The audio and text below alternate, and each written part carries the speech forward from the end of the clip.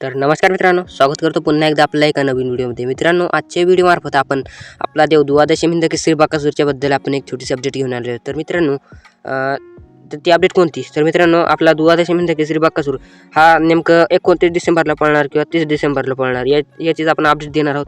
आणि जर का पळणार तर मित्रांनो, त्याच्यासोबत नंदी कोणता असणार आपण याची पण अपडेट आजच्या व्हिडिओमार्फत देणार आहोत. तर चला मित्रांनो, न थांबताच व्हिडिओला सुरुवात करूयात.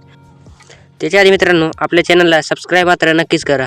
तर मित्रांनो, तुम्हाला तर माहीतच असेल की 29 डिसेंबर रोजी एक एक दुसरा एक बैलचं मैदान आहे आणि तसंच 30 डिसेंबर रोजी एक आदत एक बैलचं मैदान आहे. तर मित्रांनो, मला वाटते की आपला द्वादशी हिंद केसरी बकासूर हा 29 डिसेंबर रोजी आपल्याला 100% फिक्स पळताना दिसणार आहे. तर मित्रांनो, आधी तर सांगत होते की म्हणजे अशी माहिती निघून येत होती की बकासूरचा पायरा देखील स्वर्गीय पंढरी शेटफळके यांचा सर्जा आहे, सर्जा 10-10. पण मित्रांनो, आता माहिती काय ते दुसरीच येते की मित्रांनो, सर्जा 10-10 नाही आहे मित्रांनो. तर नेमकं पायरा कोणता आहे?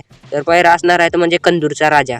हा मित्रांनो, 29 डिसेंबर रोजी आपल्याला पळताना दिसणार आहे आणि पायरा असणार आहे कंदूरचा राजा, उर्मिला यांचा कंदूरचा राजा.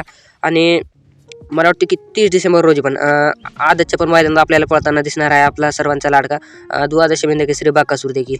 आणि मित्रांनो, तसंच राहिलेला विषय म्हणजे मथुरचा पण. मथुरचं पण मित्रांनो, मला वाटते की मथुर आपल्याला 30 डिसेंबरला पळताना दिसेल. कारण मित्रांनो, मथुर तुम्हाला तर माहीतच असेल की आदत नंदीला घेऊन एक टॉपलाच पळतोय मथुर आणि गाडीला अशी टॉपची स्पीड लागते या.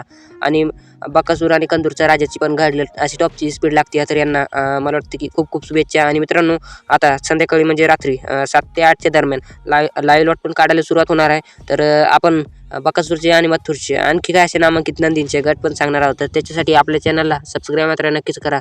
मित्रांनो, भेटूयात पुढच्या नवीन व्हिडिओमध्ये. धन्यवाद. व्हिडिओ बघितल्याबद्दल धन्यवाद.